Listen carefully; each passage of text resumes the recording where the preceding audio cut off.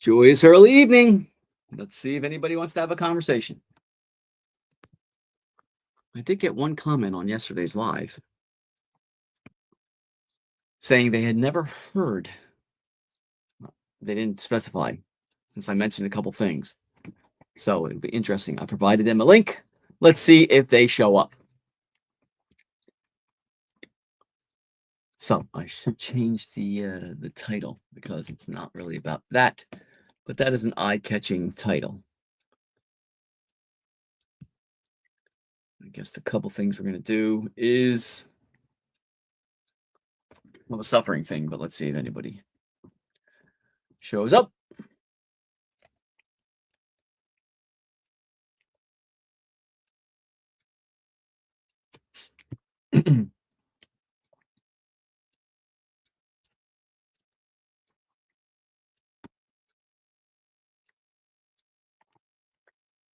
I really don't have anything to talk about.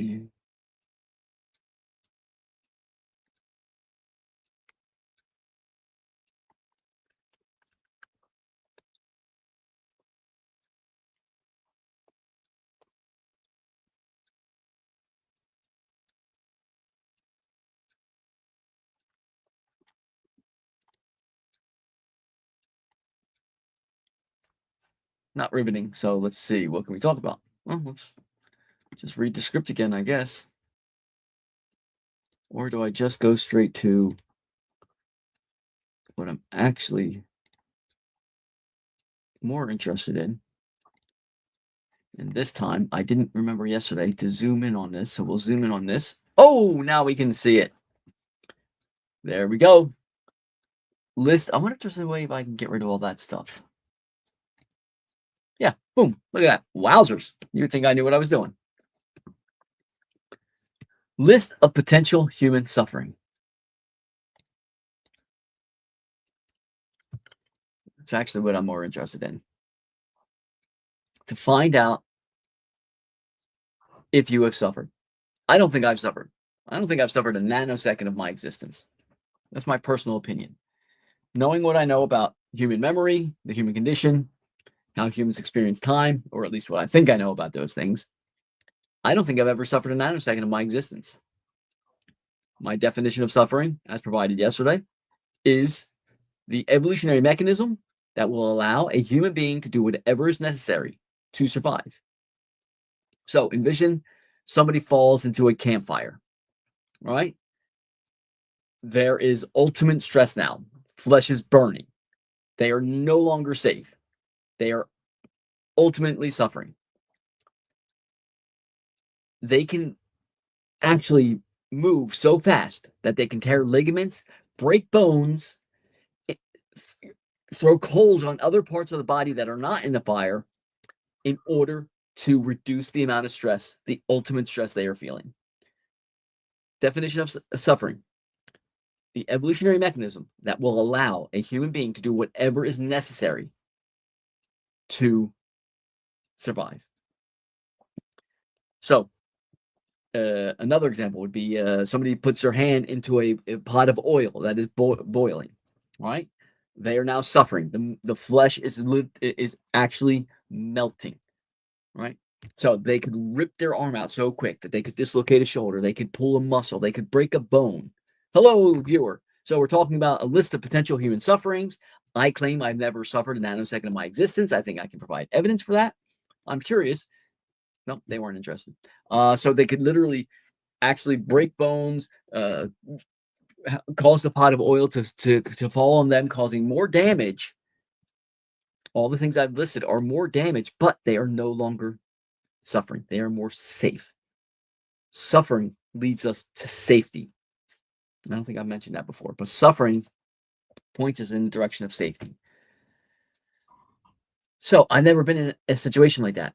Thus, I claim I've never suffered a nanosecond of my existence. As I stayed here, I've been divorced twice. Does that mean I've suffered? No. Have I been upset? Have I been uh, uh, disheartened? Yes, but I haven't suffered. I've been hit by a car. Have I felt pain? Yes, but pain is not suffering. So if you plot, actually, I can probably get that diagram up. Oh, that would be interesting. I stop sharing this, and then I share this one, uh, this one. Then I go to this one. Oh, this is actually, I have a diagram. This one. So here is a diagram of suffering. This arrow indicates the direction of life, which seems to be pointing us in the direction of safety. Danger, not safe. Safety, not dangerous. Here we have suffering. Ultimate stress. Non-suffering, not suffering. Ultimate comfort. Along this line, we have different levels of stress. Pleasure is a kind of stress. Enjoyment is a kind of stress. Hello, we're talking about stress. We're talking about suffering. I claim I've never suffered a nanosecond of my existence. Would you agree? There's a link on the bottom of the screen. Here I have a diagram of the direction of life, which seems to point us in the direction of safety. At the one end, ultimate stress. No, they weren't interested.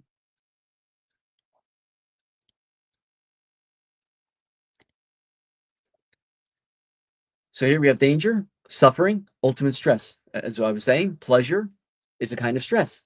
Enjoyment is a kind of stress. Cravings are a kind of stress, pointing us in the direction of safety. If my body is lacking something, salt, water, I'll get a craving for something.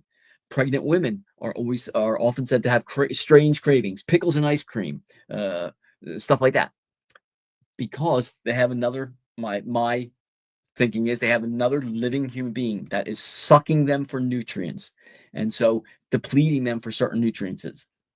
Cravings cause safety because it reduces the amount of stress. Anxiety is a kind of stress, fear is a kind of stress, pain is a kind of stress, and suffering, danger is a kind of stress. Life points us in the direction of safety, and suffering is the evolutionary mechanism that allows a human being to do whatever is necessary to survive.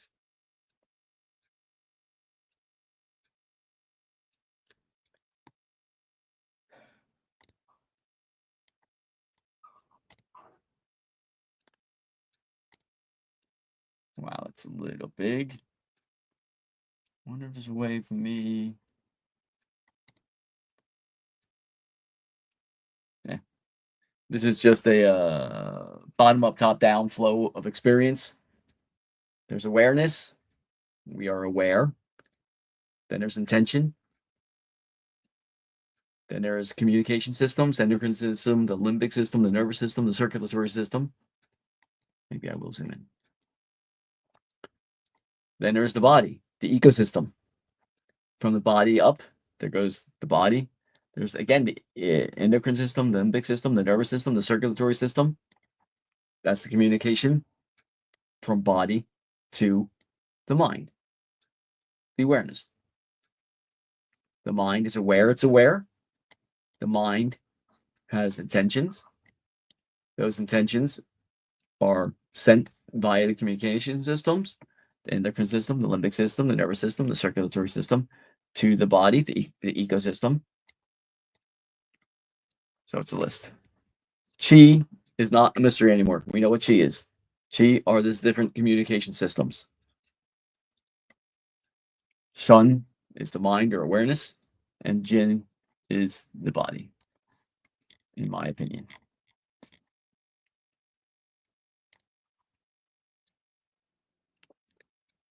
I've been having problems with my internet, so probably around 6:15 it will start crashing, and then I will have to end the live. But I will probably end the live at 6 o'clock since I doubt anyone will be showing up.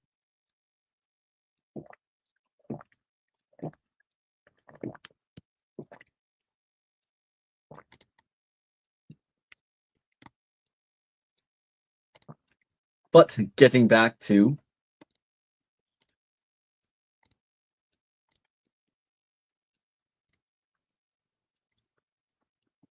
so again, getting back to stress, right? Getting hit by a car is stressful. but this is not ultimate stress. So that was not suffering. That was pain. That was like anxiety, shock, but it was not suffering. Bit by a dog, there's pain involved. There's shock involved. There can be some anxiety. There can be some fear. But those things, as I explained on the direction of life, plotting stress on a line, getting bit by a dog is not suffering. Getting mauled by a dog might be different.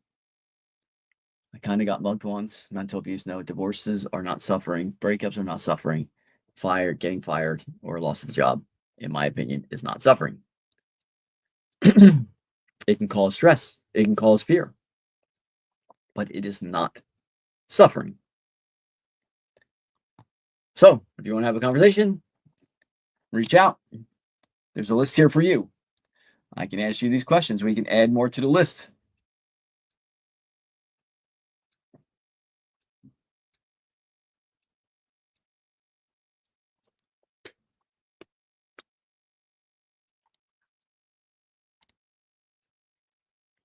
I will read the script again. The Book of Job versus the Taoist farmer. So many bad takes on the Taoist farmer and the garbage that is the Book of Job. With the Taoist farmer, so many giving their opinions, perspectives, and judgments, labeling the outcomes of events as negative and positive with insufficient information, just like the people of the village. Missing that fact, the Taoist farmer is all about how humans experience time as the human condition. So many bad takes on the Book of Job. Not reading the actual words used in the story, not taking into context what humans know about letters, words, and languages, what we humans know about every and all books, that every and all books are and were written by human beings, conveying the human condition. The reality and context that both stories were written by fellow human beings. Every single book, story, letter, word, and definition, every single piece of language is created and shared by human beings. The most obvious thing about both of these stories. Yet the thing that the vast majority of human beings seem to want to ignore. The Taoist farmer is so easy to understand and feels so correct. The Book of Job is a joke of biblical proportions that feels like a joke. In true comparison, the Taoist farmer is worth reading and applying to your experience of life. The Book of Job is a waste of paper and ink. Literally, not worth the paper it is written on. Think about it. Bye. I don't think I made this video. But here's a script I wrote. Ignorant. Oh, wait, I did make this one. It didn't go very well. Ignorant is all heck about reality. Am I or are you?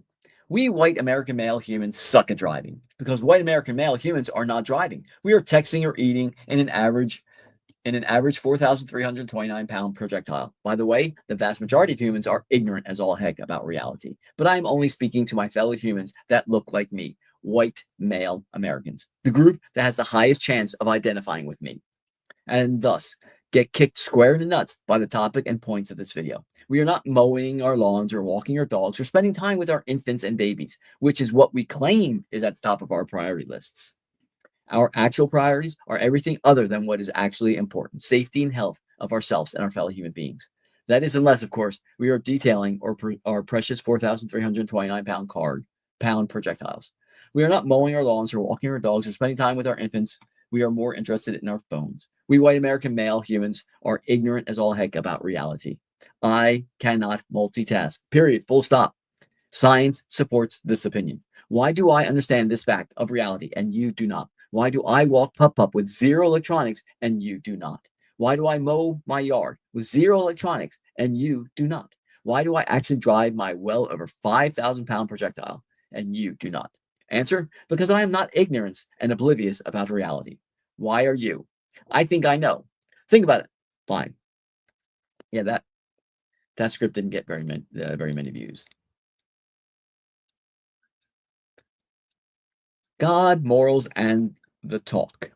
Morals and an objective mind that created the universe go hand in hand. Humans can only know right and wrong if an objective mind exists. Lucky for me, my father sat me down and told me getting kicked in the nuts hurts. I had been going around kicking my fellow human beings in the nuts, but I didn't know it hurt until the talk.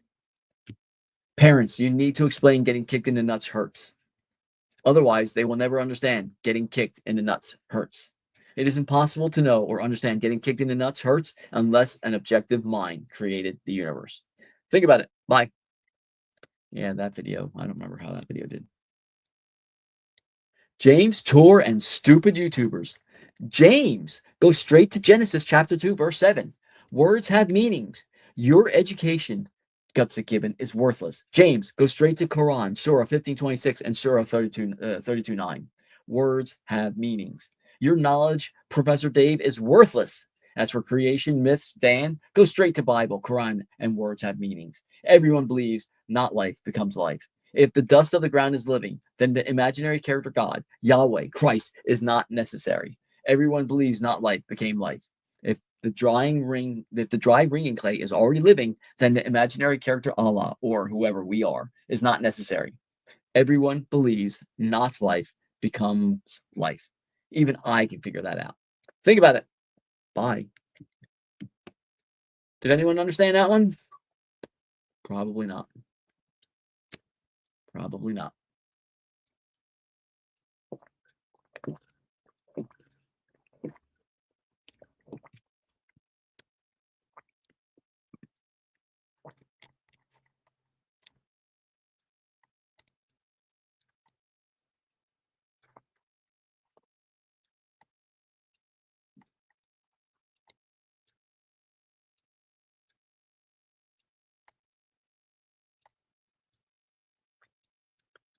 So again, if we plot stress on a line, suffering, ultimate stress, pain, fear, anxiety, craving, enjoyment, pleasure, ultimate comfort. All these things seem to point us in the direction of life, in the direction of safety. Life seems to have a direction to it. The direction is safety. Suffering is the evolutionary mechanism that will allow a human being to do whatever is necessary to survive. That is ultimate stress. Aaron Ralston got his arm stuck between the canyon wall and the boulder, was stuck there for 127 hours. That is suffering. We can imagine what his human brain was doing.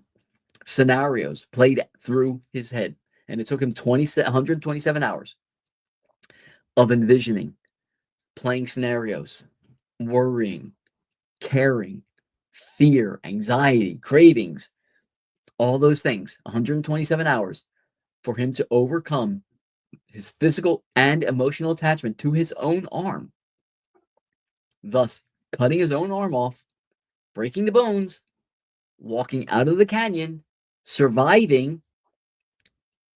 That is suffering. Ultimate stress pointed Aaron Ralston in the direction of safety. Aaron Ralston is safe today because of suffering, because of the direction of life. When you plot, if I take the bar down, that you can't see that because of the bar. There you go. Oh, I'm sorry. So you see down here, you got pain, you got fear, you got anxiety. Pain, fear, anxiety, craving, enjoyment, pleasure. All stresses. These are eustress, healthy stress, right? We need to stress our muscles. We need to stress our bones to keep them healthy. We know what happens if you lay somebody in bed and they don't move. Their muscles atrophy. We know what happens to astronauts when they spend time in space. That experiment was done with the Kelly brothers, the twins. One of them was in space for a year. They took the density of the bone. When they came back, they took the density of the bone. The density of the bone was reduced because there was no stress in space. Walking. We're made to walk. That our foot hitting, coming in contact with the ground as the ground accelerates up towards our foot. Right? Those small vibrations that go all the way up, right? That keeps the bone healthy. That's stress. That's eustress. So if you plot stress out on a line from ultimate stress to ultimate comfort, comfort meaning together. Fort, meaning strength. Together, strong. When your body is working together, it is much stronger than when it's not working together. Ultimate comfort, you are safe. Comfort is the indicator of safety. Think about that. When you're safe, you're comfortable. When you're not safe, you're not comfortable. You're stressed. But what happens when you are actually in reality safe, but you don't feel safe? Well, that means there's stress, it's a fear, anxiety, a craving, right? That's unhealthy stress because it's not necessary. Because in reality, you're safe. But in your mind, you're danger, you're suffering, you're feeling stress. That's when illness happens.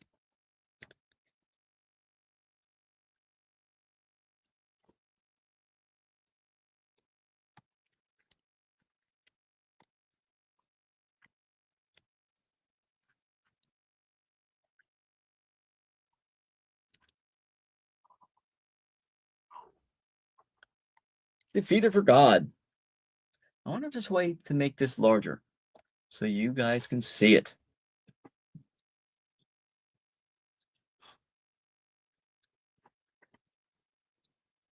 I bet you there is.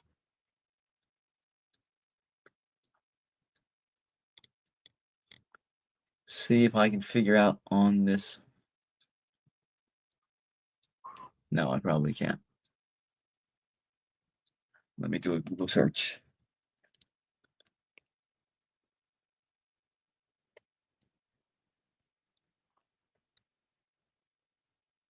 To make text bigger in Discord, you can use header formatting by adding a hashtag followed by a space at the beginning of the line of text. The number of hash symbols determines the header level and text size, with one hashtag creating the largest text and more.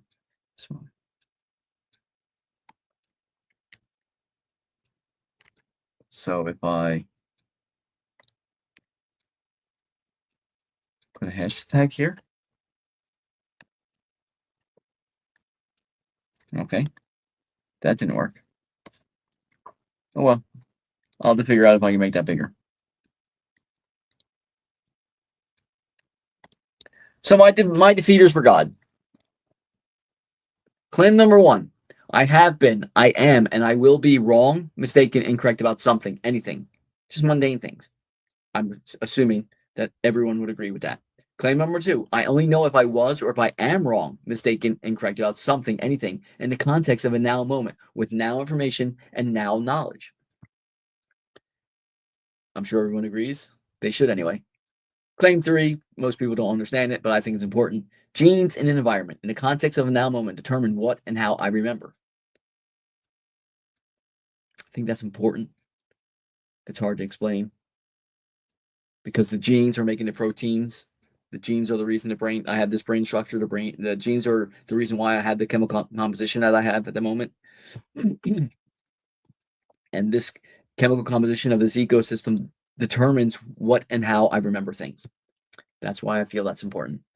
Claim number four, I am rational to apply this to every fellow human being alive right now. I'm sure you would agree. Claim number five, I am rational to apply this to every fellow human being ever born. I think you would agree. Claim number six, I am rational to apply this to Moses, Paul, and Mohammed, all claimed by ancient texts to be fellow human beings. Conclusion, I am rational and reasonable in concluding Moses, Paul / Saul, and Mohammed were mistaken when their ancient texts, their ancient books, claim Moses spoke with the Jewish God, claim that Paul saw a resurrected Jesus, and claim that Mohammed saw and spoke with an angel.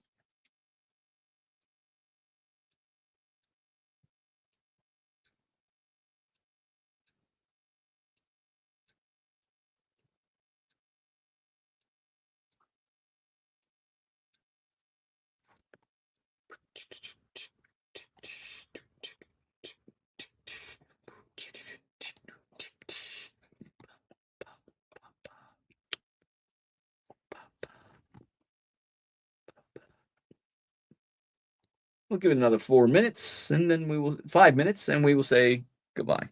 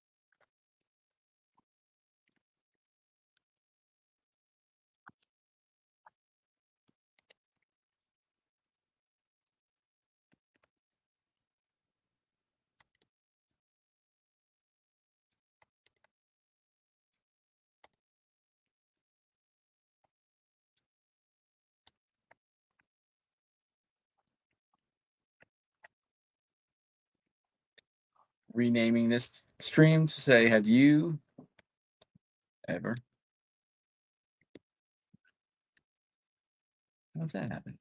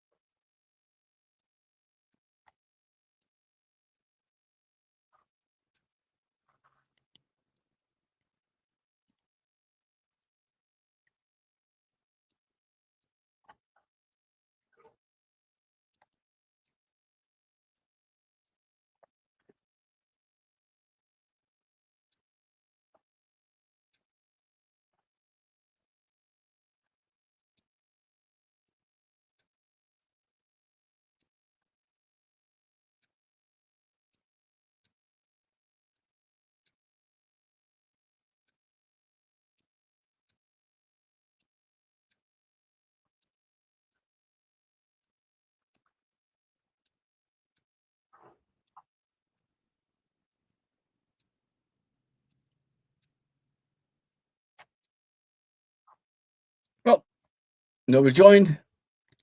If you're watching, I appreciate it. Enjoy, be comfortable. Self respect is very important. And your inner voice self story is the most important story in the universe. Bye.